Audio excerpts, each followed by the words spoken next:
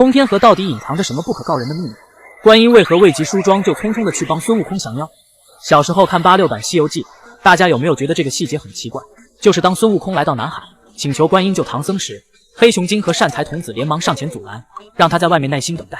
然而悟空没等多久，便硬闯进了紫竹林。而听到动静的观音随即不耐烦地说了4个字：“外面等候。”于是悟空只好说出了自己的来意。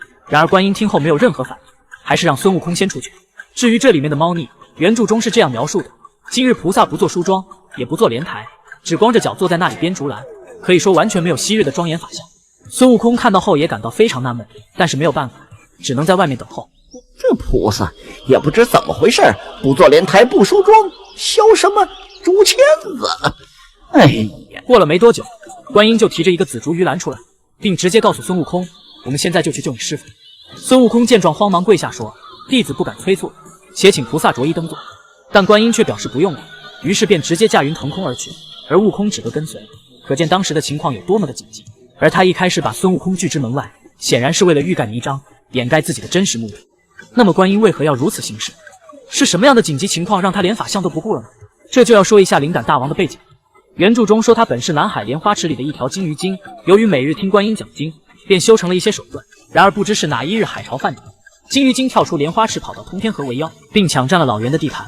也就是说，这金鱼精其实就是观音在莲花池里养的一只宠物。可他作为观音的宠物，却自封为灵感大王。而在《西游记》小说中，观音菩萨的全称为大慈大悲救苦救难灵感观世音菩萨。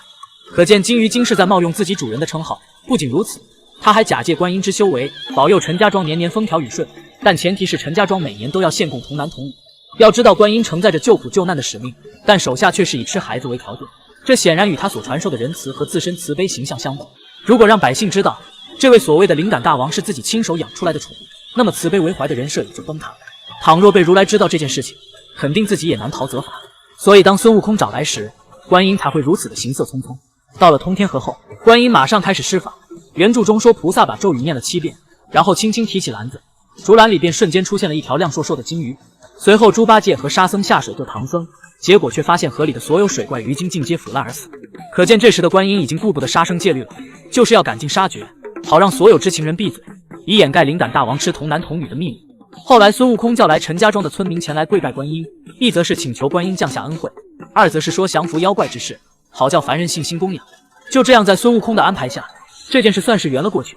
此后陈家庄的村民们只会记住观音的恩惠，却不知道这金鱼精就是他手底下的宠物。那么以观音的神通，灵感大王在通天河为非作歹这么多年，他真的一点都不知情吗？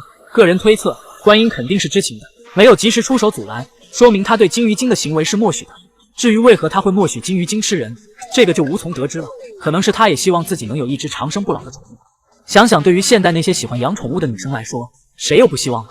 不过按照《西游记》的剧情逻辑来看，这是取经小队必须要经历的一难，为的是考验师徒4人的心性，同时还借金鱼精之手为自己赚取了源源不断的香火，可谓是一举两得。